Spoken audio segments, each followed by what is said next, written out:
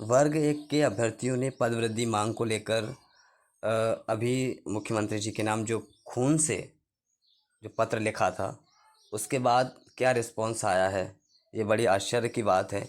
आदमी कुछ भी कर ले, अपने स्तर पे कैसा भी प्रयास कर ले, लेकिन स्कूल शिक्षा विभाग का एजुकेशन डिपार्टमेंट किस तरीके का रिएक्शन देता है वो आप देख सकते हैं।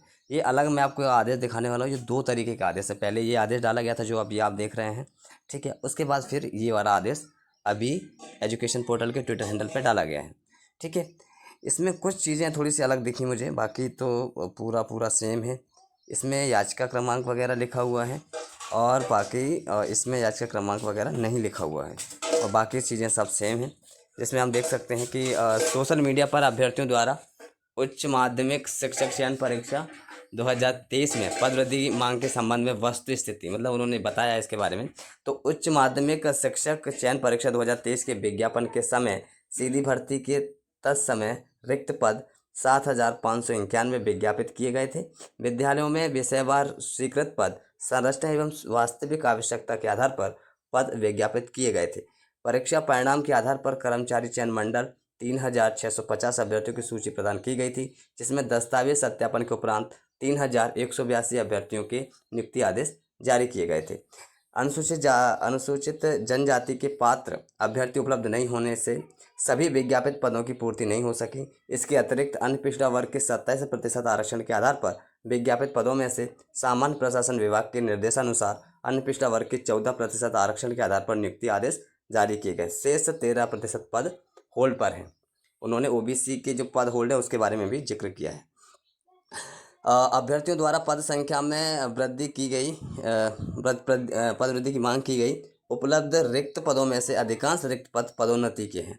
इसमें जो रिक्त पद उन्होंने बताए हैं वो पदोन्नति के बताए हैं। इन पदों पर सीधी भर्ती से पद पूर्ति नहीं की जा सकती, ऐसा इन्होंने कहा है, ठीक है? और इन पदों पर सीधी भर्ती नहीं की जा सकती। उल्लेखनीय है कि सीधी भर्ती के रिक्त पदों में से अधिकांश पद बैकलॉग के हैं, जिन पर अन्य प्रवर्ग के अभ्यर्थियों की नियुक्ति नहीं की जा सकती। उच्च माध्यमिक शिक्षक की आगामी भर्ती हेतु परीक्षा का आयोजन दिसंबर 2025 में संभावित है, ये इन्होंने जिक्र किया है। अब आपने इतना सब कुछ किया है इस वाले आदेश में जो अभी ट्विटर हैंडल पर डला है, और अब ये वाला आदेश देखेंगे तो लगभग सब सेम है। लेकिन हमने एक चीज़ इसमें देखी थी, इसमें हम देखते हैं तीसरे पैराग्राफ पे कि वर्तमान में माननीय उच्च न्यायालय द्वारा WP क्रमांक 12,150 2023 एवं 12,995 2021 में पुनः परीक्षा कराने पूरक चयन परीक्षा के निर्देश दिए गए हैं। WP क्रमांक 12,150 2023 में पारित आदेश के विरुद्ध माननीय सर्वोच्च न्यायालय में SLP प्रस्तुत की गई है, जिसमें स्टेटस को के निर्देश हैं। WP 12,995 2021 में पारित आदेश के विरुद्ध रिव्यू पिटीशन प्रस्तुत की गई। WP न्यायालय प्रकरणों के विचाराधीन होने से प्रतीक्षा सूची पर कार्रवाई स्थगित, इसीलिए वो वेटिंग लिस्ट जो है अभी क्लियर नहीं कर रहा है। ऐसा उन्होंने पहले इसको डाला और फिर इन्होंने ये डाला। तो साथियों, पहले तो ये पोस्ट ही डालते हैं तो पहले तो यही डालते हैं कि हमको डालना क्या है, उसके बाद फिर कुछ भी पोस्ट करते हैं। तो ये है स्कूल शिक्षा विभाग मध्य प्रदेश का। फिलहाल इसमें 2 कारण जो है महत्वपूर्ण बताए गए हैं, इसके लिए वेटिंग लिस्ट जो है क्लियर नहीं की जा रही है कि 13% ओबीसी अभ्यर्थियों को भी इन्होंने रोका गया है, और जिस याचिका के कारण रोका गया था वो याचिका हो गई है स्थगित, ठीक है, 18,105। तो वो असमंजस में है कि हम ओबीसी अभ्यर्थियों के पद वेटिंग लिस्ट सहित जारी करेंगे कि नहीं, ये भी बड़ा सवाल है।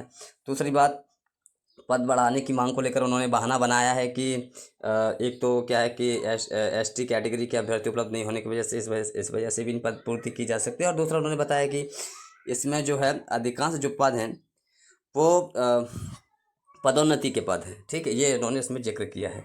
लेकिन साथियों देखते हैं, निराकरण सारे होंगे। हालांकि पद, मैं तो कह रहा हूँ भैया, बहुत पद वृद्धि की मांग हमने ना, हमारे जैसी नाक में दम किसी ने नहीं की होगी, बहुत हमने मांग करी, लेकिन पद वृद्धि के लिए सरकार ने चूं तक नहीं रहेंगी थी। जबकि हमने हर हाथ कंडे अपनाए थे, हमने मेहनत, हर प्रोसेस, हर तरीके की मेहनत की थी। और सेम 2023 वाले अभ्यर्थी भी वैसी पद वृद्धि की मेहनत कर रहे हैं, लेकिन कोई जू नहीं रेंग रही है।